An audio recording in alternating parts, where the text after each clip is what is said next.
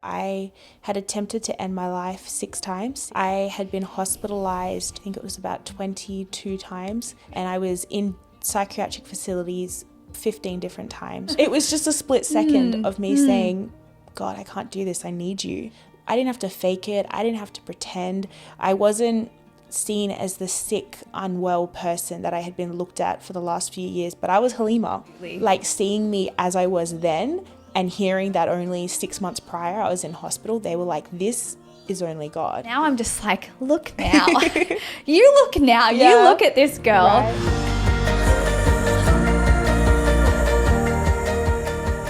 Hey everybody, welcome to the podcast. This is The Healthy Christian. I'm Sabrina Peters, psychologist and pastor, passionate about emotional health and spiritual maturity, because the best you is a whole you. Let's check out today's episode. Hi and welcome to today's episode. It's great to have you joining us. I actually have a really special guest today who happens to be a great friend of mine. Why don't we say hi to Heleema? Hello. Thank you so much for having me. How you doing, Heleema? I'm doing well. Thank you for coming on. Now, I want to give some context about today. To be honest, Heleema, you have one of the most incredible testimonies that I've ever witnessed.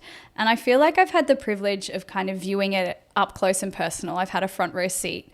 And today you're going to share your testimony. You're going to share what God has done in your life. I feel like I have to give a bit of a disclaimer, because it does have some full-on moments. We're going to be talking a lot about mental health. We're going to be talking a lot about struggling with certain things. And so just putting it out there, giving you a little bit of that warning and giving, I think, just that disclaimer that we're talking about some heavy topics today. But Heleema, why don't we start back at the beginning where things felt like they began to unravel in your life? So let's start there. Yeah. So I was in year 12 in high school. I went to a private Christian school. It was a great school. And throughout my year 11, I was top of the class. I was actually doing really well. I received awards at the end of the year. Life was going pretty great. And it was in 2017, I was in year 12, and I just started struggling with anxiety. Okay. It felt like something that I could manage, that I could just tolerate. You know, every now and then I'd be a little bit nervous to go out, but I was like, you know what, 17-year-old girl isn't experiencing that. However, it got worse pretty quickly, and I started experiencing pretty intense panic attacks where I would run away, I'd hide, I'd isolate myself, whether it was at school or if I was at church or even at home. I began to feel like I couldn't go out. I wasn't able to leave the house without feeling just this overwhelming dread and fear. I didn't know of what, but I just knew that it was there. And it was probably in about March of that year when I wasn't able to go to a family event, and my mum was sort of like, what's going on? This isn't like you. And I explained to her that I'd been feeling what I could only explain as being anxiety. And my mum was awesome. She's a school chaplain. She still is. So she kind of knew, she was like, okay, let's address this. Let's help this. Let's get you the resources and support that you need. And so she booked me in to see a counsellor, who I started seeing probably about once a week. We went to my GP and they put me on some antidepressants, some medication, just to see how I could go. And yeah, so I started seeing the counsellor each week after school, and was able to put some words to the emotions that I had been feeling, or the lack of emotions that I had been feeling. And one of the biggest things was I felt very apathetic towards life in general. It's interesting that you spoke about kind of doing well in life. Yeah. You know, I haven't heard that before, that you were doing well at school, you're top of your class. Yeah. And it seems as though it was quite a sudden shift. It definitely felt like that. Do you think in your mind there were any circumstances or any catalysts, or it's just you started to feel different? I think over the last 7 years, that's been one of the biggest questions in my mind, is actually what triggered this? You know, what event, what experience led to such a drastic shift in my well-being? And I could never pinpoint anything. I don't think it was the pressures of school. I don't feel like it was, you know, as much as doing ATAR and being in your final year of school does put pressure on students. I don't think that could have led to what I experienced for the next couple years. Okay. And so, yeah, I was never able to really pinpoint anything. Yeah. Okay. Well, I appreciate you kind of like opening up that this was life. Let's continue down that route of started to feel anxious, maybe started to notice some of those symptoms of depression, you know, withdrawn, low mood, all of that. Now, where did you go from here after seeing a counsellor, and did it get better? Is this the turnaround? Is this the turnaround part? Or did it get worse before it got better? Yeah, it got a bit worse. Okay, tell us, Heleema, tell us. So I presented to my counsellor's office one day after school, and I disclosed to her that I was having thoughts of wanting to end my life. Okay. And she hadn't seen me in this state before. This was relatively new. Experiencing these emotions and these thoughts were quite new to me. And so we agreed that the best course of action would be to go to the emergency department and see if we could get some extra support from them. So she took me to the emergency room where my mum met us as well. And I was admitted for the night just to undergo a lot of questions and a lot of doctors trying to understand what I was experiencing and why I was experiencing it.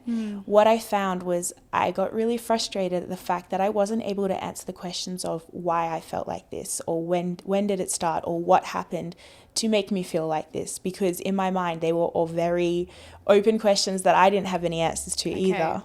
And so that was the first time that I experienced the thoughts of wanting to end my life and planning to take steps to end my life. It's interesting you say planning, because there's actually a pretty big leap. Yeah. It's not uncommon for people to struggle with intrusive thoughts and dark thoughts, and there is a big difference between intent and planning. And let's talk about going from maybe having some negative thoughts and some intrusive voices in your mind to, okay, I'm going to execute this in some way. What happened there? Yeah, I think I got to a point where I had been having the thoughts of not wanting to be alive, or feeling like I didn't have a place on this earth, or that my life just felt pointless. I had been feeling like that for a couple months, and it accumulated to a point where I thought, okay, I actually want to do something about this. And if I'm having these thoughts constantly and it's not getting any better, I think in my mind, the only course of action was to try and end my life. I didn't see a way out. I didn't see like there was any other option. I just thought the only thing I could do was to take matters into my own hands. Oh. I feel heartbroken for any person that is the best option, you know. And obviously you're sitting in front of me. I know you're okay, but I feel for you as a young person struggling with those thoughts. Obviously some of that rumination and some of that kind of suicidal ideation continues for you. So what happens next? Yeah. So I end up getting discharged from the hospital, and I carry on still continuing to do school. But I'm not, my attendance is really low, and I'm struggling to go to school. I'm struggling to focus. My grades began to drop in school. My teachers notice, you know, they're questioning what's going on. My friends are asking why I'm not going out. They're asking what's happening, what's changed in me. And I got to a point where I one day just woke up and I explained to my mum that I was having those thoughts of wanting to end my life again, and that I didn't feel safe. I didn't feel safe to go to school, and I didn't feel safe at home. And so she took me to the emergency department once again, and I was admitted to a youth mental health facility where I stayed for the next 3 weeks. What was that like, being in there? It was confronting. It was not a nice place at all. You're in very close quarters to lots of other young people who are experiencing very similar things, struggling with their mental health, detoxing from drugs and alcohol and substance abuse. And so it was a very confronting and scary place. I think a lot of the time people talk about mental health facilities as being like a vacation, or, you know, somewhere they can go and rest. I don't know if you've been in one, to be honest. Because I've been in one on the other side, in social work and as a support worker. And they are tough. It was very, very tough. And to be honest, I think it contributed to my mental health declining even further. Wow. So it was while I was in that facility that I discovered that I could use some very unhealthy coping mechanisms to feel better temporarily. And so I began engaging in some self-destructive behaviors, such as self-harm. And it was also while I was in there that I took steps to try and end my life for the first time as well. Wow. That's heavy. Yeah. That's heavy. Now, don't know how much we'll include because of the nature of it. But I was saying to you earlier, like, I don't want to sanitize the conversation, and I don't want it to be like, Heleema had some really bad thoughts and she wasn't feeling good and now she's feeling great and her life's turned around. And so part of me really hopes that we can keep these things in there because it shows what a dark place you were in. Yeah. But the beautiful thing is it shows how you've been pulled out of that and how different your life is. So I'm just going to keep talking. I'm like, let's go there. You know what? If it gets censored or whatever is necessary. And as I kind of mentioned at the beginning, we are talking about things that are quite difficult and often society shies away from these conversations. Yeah. I don't think we should because more and more people are really struggling in their mental health and they're struggling in their soul and they have a great sense of loneliness. Yeah. And so I would like to go there and maybe we will take some things out, but you said something very interesting. You said that was the first time that you took steps forward to almost, realistically not exist anymore. Yeah. What did that look like? Yeah. So it was while I was in there that I decided that I wanted to end my life and I didn't want to be alive anymore. So while I was in the youth mental health facility, I decided that I did not want to be on this earth anymore. And so there was this one day where I took steps to end my life while I was in my room, and it was difficult because it's a space that's created to keep people safe. Yeah, which it should be, very much, very much so. Exactly. However, I was able to form a sort of noose that I was able to attempt to hang myself with. And as I'd standing on a little stool, little chair thing, as I was standing on that, my nurse actually came through the door. She knocked on the door and she pushed the door open, which that's what I was using as the form of thing to hang myself from. Yeah. As she knocked on the door, she sort of pushed me aside and she walked in and kind of just looked at me and questioned, "What are you doing, Heleema?" And I thought to myself, well, it was pretty obvious, you know. Can you tell? Yeah. And she said, "Come on, jump down from there, get down from there." And she sat on the edge of my bed with me and we actually just spoke about something very minor and mundane, the ingredients in pawpaw cream. But it was such a small and quite minor conversation that actually led me to go back to a place where I was able to sit in my emotions. I was able to feel my emotions and actually address them in a healthy and safe way. And so we were able to discuss that incident later on and see how there was quite a few other options that I had rather than take the steps to end my life.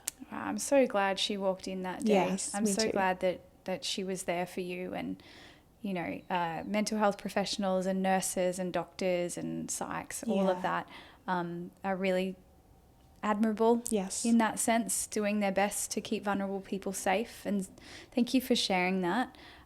Obviously, that would have been super traumatic at the time. Yeah. You did say that was maybe the first time as you got discharged. What happens after that? Well, I was discharged and I actually decided to leave high school at that point because my grades had declined quite rapidly and I was barely ever there. My attendance was so low. My doctors and my family, we just thought it'd be best if I finished off before the end of the year. And so I essentially dropped out of high school, which for me, I didn't realize, but since I was a child has been one of my biggest dreams is to finish high school. And so I was blessed with the opportunity to go back the year after and actually do year 12 again with the year that was below me, which was awkward and They're interesting. like, hey, Yeah. weren't you here last year? Yes, it was interesting, but it gave me that opportunity to do what I had dreamt of doing since I was a child, which was to finish high school. Okay, And I so love that. I went back in, I put my head down, I got my WACE certificate, and I was able to finish high school the following year. However, I did spend about 3 months in another facility where I was an inpatient at a facility for 3 months, where they put me on a lot more medication and they diagnosed me with a few other things. But it got to a point where the public system was no longer able to support me. And so my mum and I decided that we had to go into the private system and see if there was adequate support there. Why would you say the public system wasn't able to support you? I found over my couple of years and the experiences that I had had, the public system was there to provide support when I was in crisis, when I was at a point where I had either taken steps to try to end my life or I was in quite a dangerous and unsafe space. And they were able to keep me safe for a temporary amount of time. But in terms of the ongoing therapy, the ongoing support, it just wasn't a place where I was able to get the support that I needed in the public health system. Okay. They're also so busy and so overrun, and there was just a constant, every single bed was always filled up. And so sometimes I would be waiting in the emergency department for hours to days on end, taking up a bed in the emergency room because I was waiting for a bed to be free in the facility. Wow. Okay. So then what did it look like moving into kind of like private and getting more help? Yeah, the private health system was able to provide some very intense therapy. So when I was inpatient, I was able to do therapy every single day, group therapy, individual therapy. They were able to be very focused on my medication to make sure that I wasn't having any side effects or adverse symptoms. And although I had to spend quite a lot of time in there, they were actually able to provide help that I really needed at the time. So I'm grateful for the private health system as well. Yeah, let's look at like where's all this Yeah. middle part? What else happens in here? Yeah. Just feel free Yeah. to share what happens until really there is a big shift. Yeah. We get to 2020, Okay. which was when I really struggled the most. I think I would constantly feel like I was at rock bottom, but this was like the bottom of rock bottom at this point. And I got to a point where the private health system that I was in at the time pretty much said to me that they weren't able to help me anymore. Oh, wow. They felt like they had exhausted all of their options and all of their treatments, and I hadn't gotten any better. And so my mum and I started looking around for other psychiatrists who would take me on as a patient. We found this one man who was able to take me on, and he had admitting rights to another private psychiatric facility where I was able to go in as well. However, when I was in this hospital, I took steps to end my life once again. I'd been in the hospital for probably about 6 hours at that point, and I had snuck in some things that I shouldn't have, and that even throughout the bag checks, I managed to get them through that because I had a plan and I just wanted to end it all. And so while I was in there, I took steps to end my life. And there was this moment which I look back on now and I find so interesting, but it almost felt like I had that natural instinctive will to live. And so as I was in this situation, I was very dangerous and I was in a very compromised situation, I pressed the nurse's button, which immediately brought in a group full of nurses to come in and to attend to me and to get me back to health and to bandage up my wounds, to call an ambulance. And they sent me off to one of the hospitals over in Perth, where I was there for the next few days under constant 24-hour watch. It was quite horrible, actually. I was just in a room with a few other beds with nurses just watching me the whole time, and I had nothing with me. I had none of my clothes, none of my belongings with me, and I was just lying in that bed, me and my thoughts alone for, I think it was about 4 days that I was there. Yeah. Heleema, that would have been so difficult. Yeah. And what I've heard, over the last 20 minutes is that cycle of those intrusive thoughts and then acting on something. And thankfully, so many people coming to your rescue. And, and personally, I'm like, God came to your rescue. Yeah. And I'm so grateful that even in your actions, there was redemption and there was safety and there was protection. Yeah. Now, a lot took place in a number of years. Are there any other significant events that you think are worth noting before we really look at what changed? Because I think that that's the question worth asking is definitely. You were really mentally struggling. You felt like you had no hope, but something changed in there. And I think that's the focus. That's what we want to get to. Do you get this sense that there's other significant events before that turnaround moment? Yeah, there was a few other events throughout that year, quite close in a span of time. They were quite close together. But there was another incident where I was admitted to another psychiatric facility. And I actually absconded from that one. I ran away, I snuck out, and once again I took steps to end my life in a dark alleyway by myself.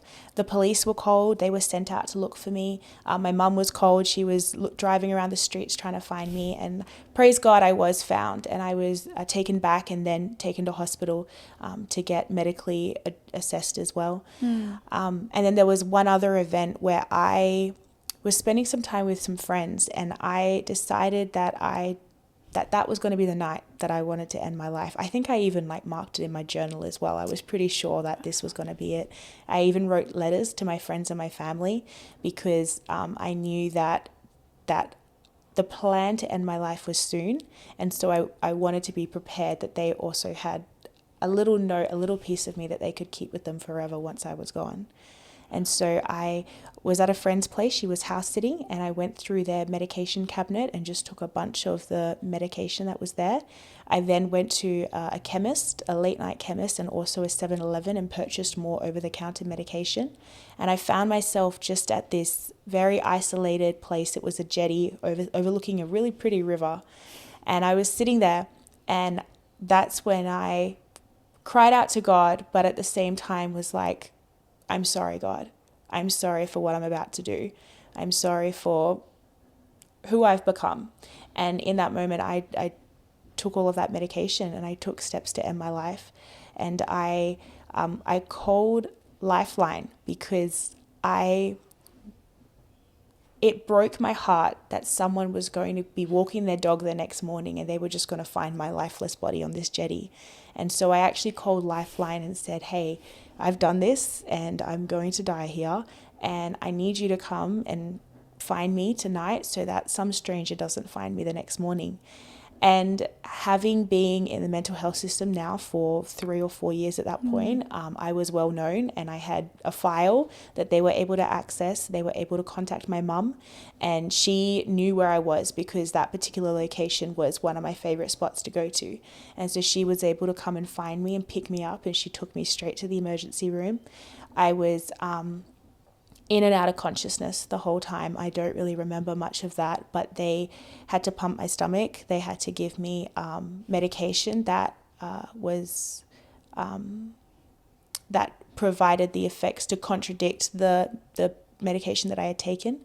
And I also had to have a tube placed in my nose to give me, because I was just throwing up and was just so unwell. So I had to have a tube placed in my nose to give me the medication, the nutrients that I needed to get better. And so I was in the emergency room for a couple of days, just getting medically cleared, medically assessed. But that was definitely one of the most darkest moments of my entire life. Yeah, I can only fathom that. And even hearing you share that. Yeah. I know your mum. Yeah. I have the privilege of knowing your mum, and I can see it now. I can see Grace in her car finding you. Yeah. I'm glad that you made that call. And I sense that all along your story, there have been moments where people have reached out to you. Yeah. And they've been there.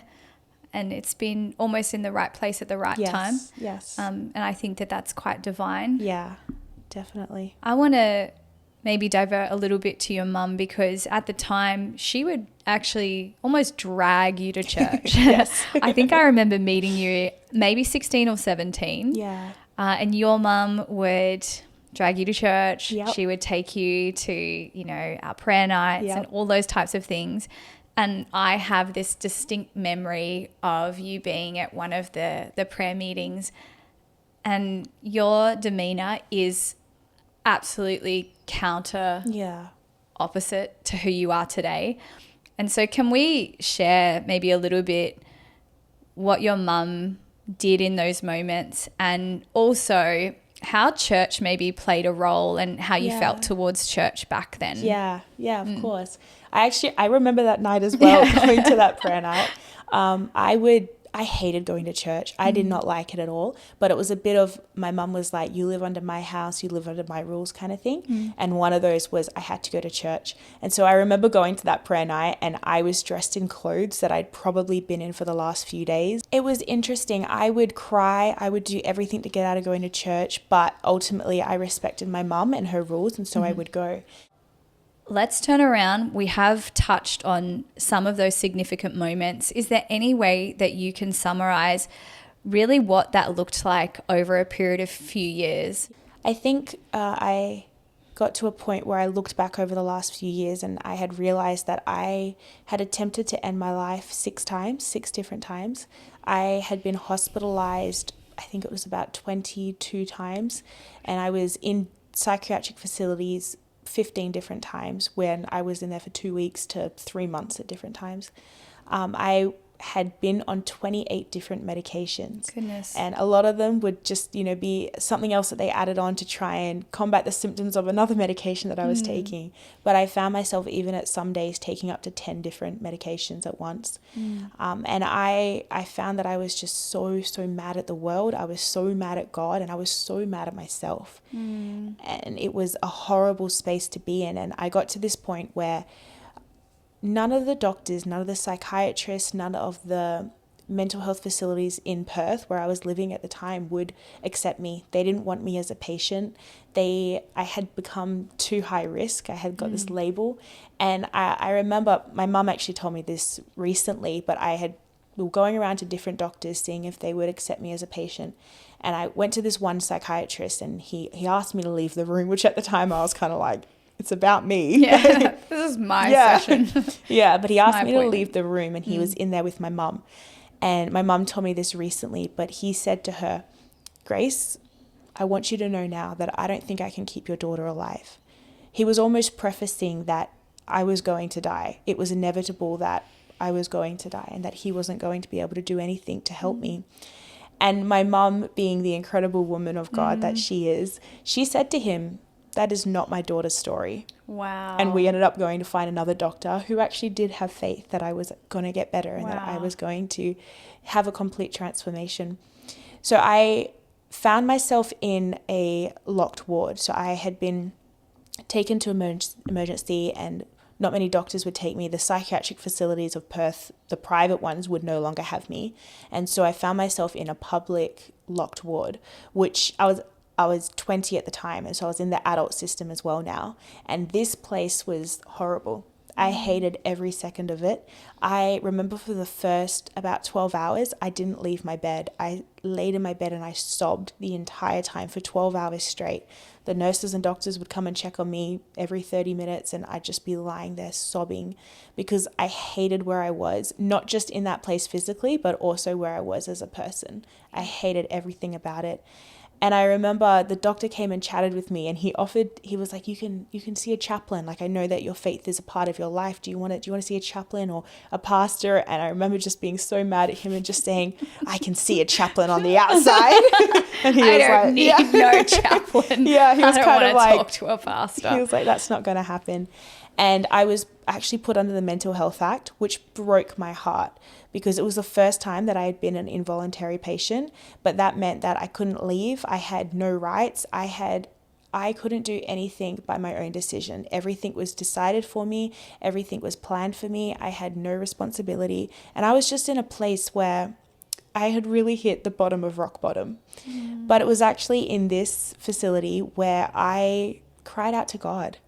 I got to a point where I looked around, and I still remember it. It was just completely beige walls with a very hard bed in the middle, and there was nothing in the room, no drawers, no cupboards, no nothing. There was a window with plastic and three reinforced plastic.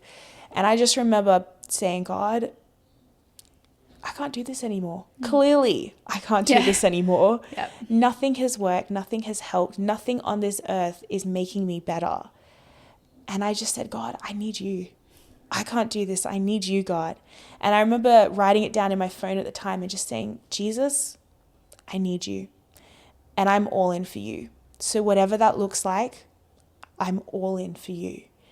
And I ended up seeing a doctor the next few days who I was able to explain this to and share that I was going to focus on getting better, that I had every intention to have a mindset shift from the darkness that I had once been in, but actually now trying. Wow. Yeah. And That's so that was amazing. such a pivotal moment for me. And I was discharged. I was taken off the Mental Health Act, and I was discharged, and I was transferred to the private psychiatric facility that I was first in. And they accepted me once again, which was a miracle in itself that they took me back. But it was there that I actually started having mindset shifts and had a willingness to engage in therapy and to have a willingness to want to go to church and to read my Bible and to listen to worship music. And it was so drastically different than what I had experienced the few years before. But I think I just got to a point where I was like, I'm going to try. I'm just going to give it a go. And from there, I had a complete shift. My life completely changed, and I was discharged, and I started going to church willingly. Yeah, I was going to say, ooh, a little turnaround there. I would shower before I went to a service. Wild. This is amazing. That's really, I suppose, what you would pinpoint as that catalyst moment. Definitely. But there were so many choices after that. Yep. Do you feel like anything special happened in that moment? Did you hear God, sense God? Because you said something interesting, Heleema. You said, I'm going to try. I'm sure that at other points in your life, you were like, I don't want to feel like this. Yeah. This is horrible. What's the difference between those moments and what happened here? Yeah. You know, it was nothing special. And I look back to it now and I'm like, whilst it was one of the greatest encounters that I've ever had with God, it was also one of the shortest. Wow. It was just a split second of me saying, God, I can't do this. I need you. And there had been so many moments before that I had tried, but I think in that moment it was that I'm not trying by myself, but I'm trying with knowing that the power of God is in me and that I'm not doing it in my own strength, but I'm operating in the strength of the Lord. Oh, that's beautiful. It's almost like you surrender and you fall into the arms of God's grace. All right, girl, we're getting there. I'm like, I need to hear more. Well, all up until this point has really been a spiral down, but this is like, no, you've been pulled up by the grace of God, and that's what I want to get to. Yeah. How does life look different from this point onwards? Yeah. Well, I found myself at a point, actually a few months earlier, so when I was still in the thick of it, that I thought to myself, I don't know if I'm ever going to get out of this. I don't really see myself ever getting out of this. But at the off chance that I do, I want my story to bless other people. And so I actually started studying counseling at a Bible college, just online, because I was in and out of hospital, so I wasn't able to go in person. But it was just something like, I think it was a diploma of counseling that I could just do on the side. I could just do in my own time. All of the lecturers knew that I was going through some difficult things, and they were very happy with me doing it one unit at a time. But it was almost, I found something that I was passionate about, and I was able to find something that I could study and build that passion and build my knowledge and my awareness around that passion as well. And so when I was discharged for the last time from my final hospital admission, I started getting in touch with my uni lecturers and saying that I want to really focus on this. I want to pursue my studies and I want to do full time. I want to come on campus. I want to know what it's like to be a university student. Finally. And so that was really awesome, just finding something I was passionate about and being able to pursue it. I also at the time was surrounded by so many incredible mental health professionals. I had an incredible psychologist who really worked hard. Ooh, rate this psychologist. Yes. Yes. She was awesome. I'd see her every week, sometimes twice a week if I needed it.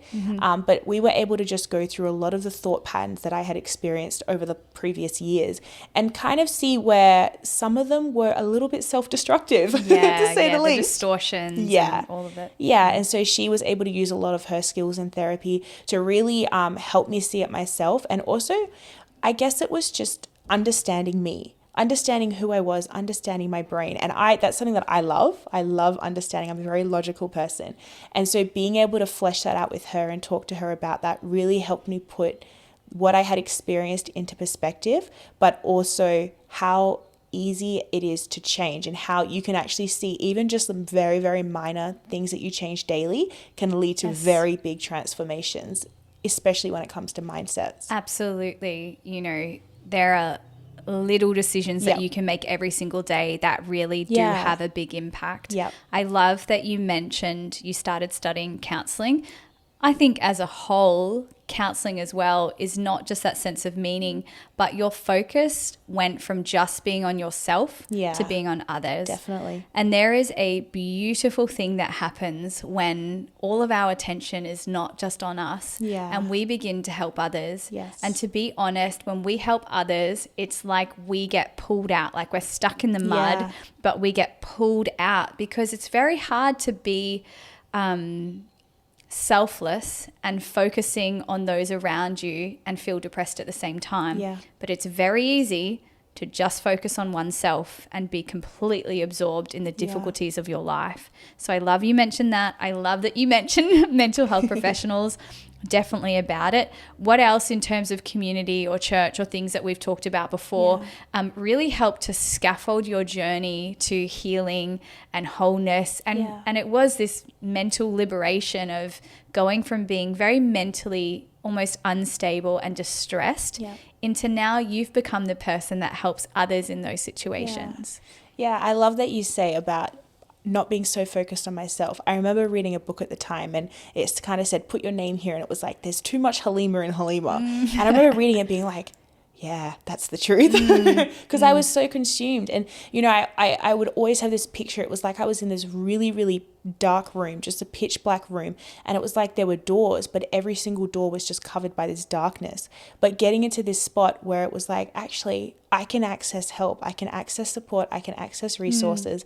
And that's what I found, going to psychology, finding a purpose, finding a passion, and finding community. That was such a massive thing for me as well. I remember the week that I was discharged from my last hospital admission, I was like, okay, I'm going to go to church this week. And I went along to what was like a young adult Bible study kind of thing on a Thursday morning. I went along and I loved it. I really, really enjoyed it. Everyone was so welcoming. And it was almost like I could be my authentic self there. I didn't have to fake it. I didn't have to pretend. I wasn't seen as the sick, unwell person that I had been looked at for the last few years, but I was Heleema. And I loved that. And so I made friends. I joined a connect group that I went along to the following week. And then it was probably a few months later that I actually reached out to the youth pastor at the time. And I was like, oh, I was wondering if I could serve in youth. And it was so amazing. That was definitely the biggest moment where I shifted from just being focused on myself to being like, there's all these youth kids. And you know what? A lot of them are actually struggling with things that I had struggled with. A lot of them were in year 12 and experiencing some of the pressures that I had experienced. But being able to shift from just being about myself to actually like, hey, I can lead these kids. I can hang out with them. I can pray for them. I can even encourage them in places that they're not getting that encouragement anywhere else. And so that was such a pivotal moment for me, actually being able to serve in church. And from there onwards, I just continued to build that community. And I ended up sharing my testimony at we had a New Year's Eve praise party. And I had the privilege of sharing my testimony there. And I remember so many people just being like, Heleema, we would have never guessed. Absolutely. Like seeing me as I was then and hearing that only 6 months prior I was in hospital, they were like, this is only God. This transformation was just so radical. And I think for me, it really, really encouraged me that I was walking in the purpose of God on my life, because what I had gone through, what I had experienced all the doctors that had said I was too difficult, that they wouldn't take me on, I was now in a point where I was like, actually, I can see hope. I can see a future.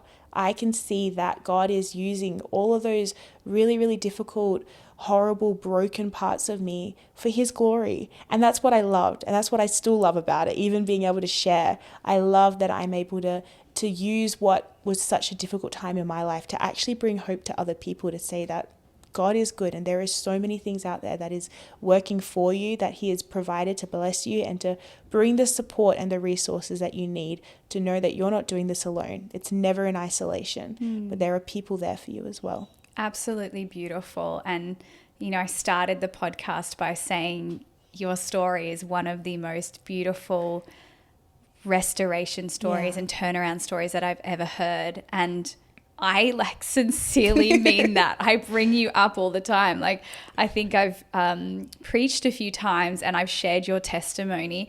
And really what it does is it doesn't just give you credit, it gives glory to God. Yeah. Because if God can do that for you, there may be people listening to this right now and they're thinking, I'm feeling depressed, I'm feeling lost, I'm feeling hopeless. Yeah. And really the prayer and the purpose of sharing today is to go, look, there is hope for you. You know, you don't need to make certain decisions or head in a certain direction, but there is hope for you and there are lifelines for you and God does have a purpose for you and there are people that care about you.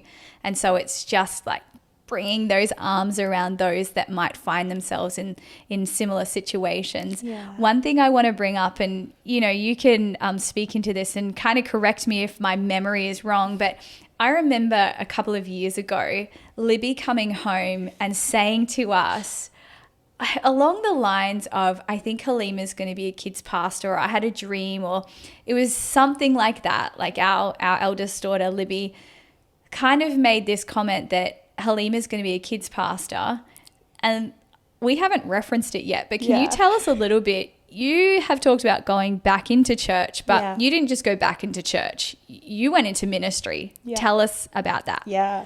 I actually remember that day so vividly. I was glad you do, because I was stumbling through it. I was like, our daughter said something. No, I was serving in kids that Sunday, and I think the kids pastor at the time just led us through sort of like a prophetic exercise, you know, challenging the kids and also showing them that the Holy Spirit, there is no junior Holy Spirit. Yeah. That the God will all of us if we're listening. Everyone. Yes, exactly. And I remember, you know, they released the kids, like, go find a friend to go and prophesy over. I remember me thinking, I was like, I'm gonna leave, like, it's for the kids can do it. And I just remember Libby, your oldest daughter, she just pointed me out and was like, come here. And I was like, okay.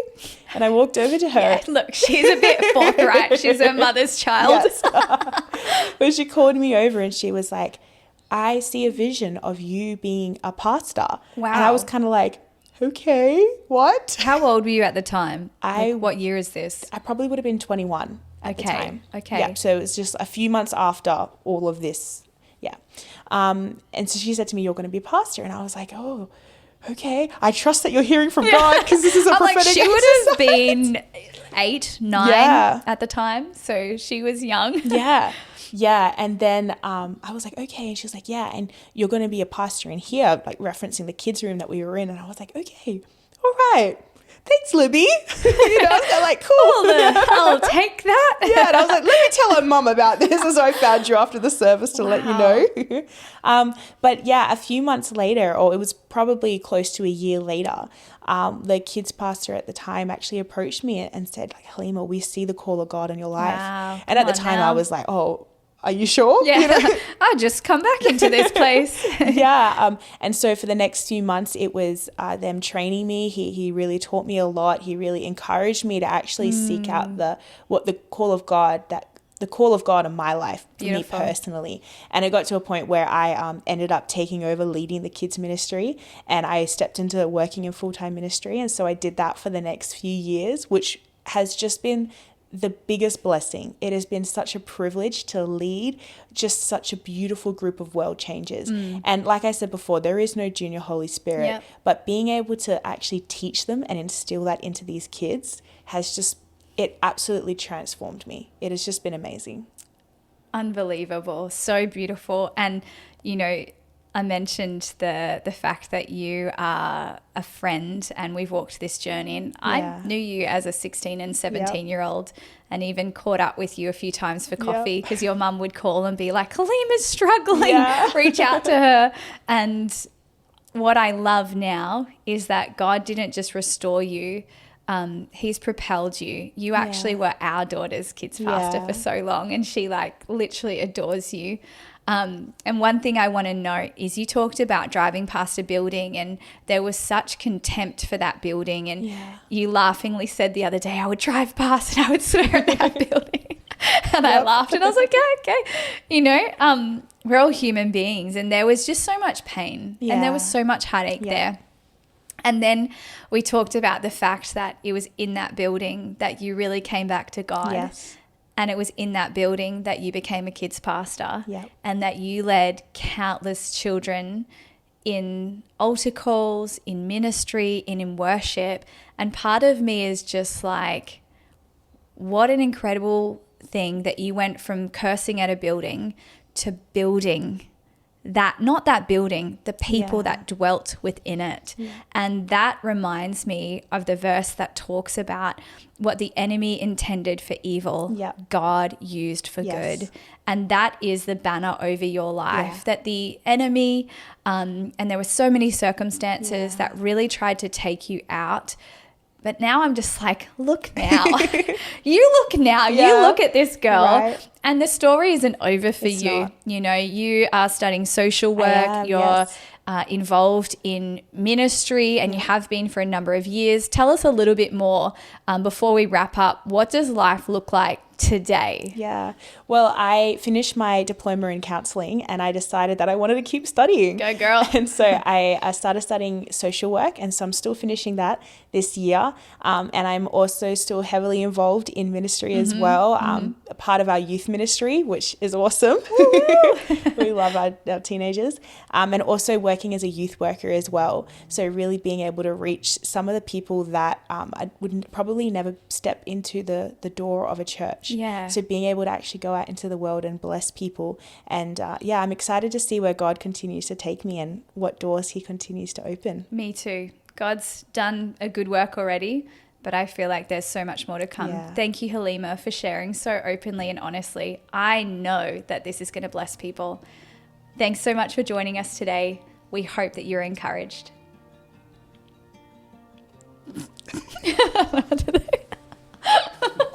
We kept going over, but I was like, it's getting better and better. Thank you for tuning in to The Healthy Christian. I hope you enjoyed today's episode. Don't forget to like, share, and subscribe, and let's get healthy together.